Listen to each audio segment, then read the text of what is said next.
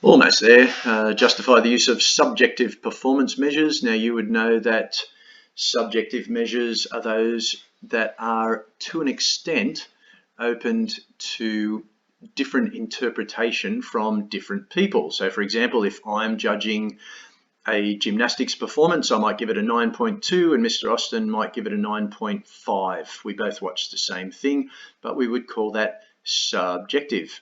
The same sort of thing might go for a dance performance. Someone gives it a 5.3, someone gives it a 6.2. It depends on the nature of the person judging.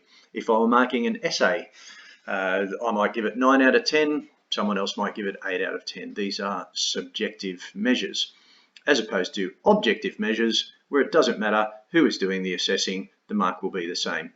If it's a multiple choice question and answer 1 is D, whether I mark it, Mr. Austin marks it, my 8-year-old daughter marks it, or Barry from the local deli marks it, the mark is going to be the same. All right, obviously we want scoring to be as objective as possible.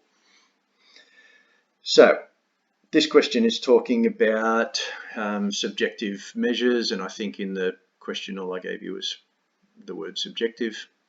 So you will either have to describe what a subjective measure is, or you will have to say why we use subjective measures if they're not as accurate as objective measures, or you might have to say, give ways that we make subjective measures more consistent, like using multiple judges at the Olympics. They don't just have one gymnastics judge, they have 8, I think, and take average scores.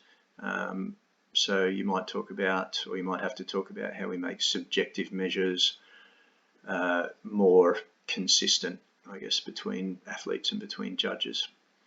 Okay, that's that one.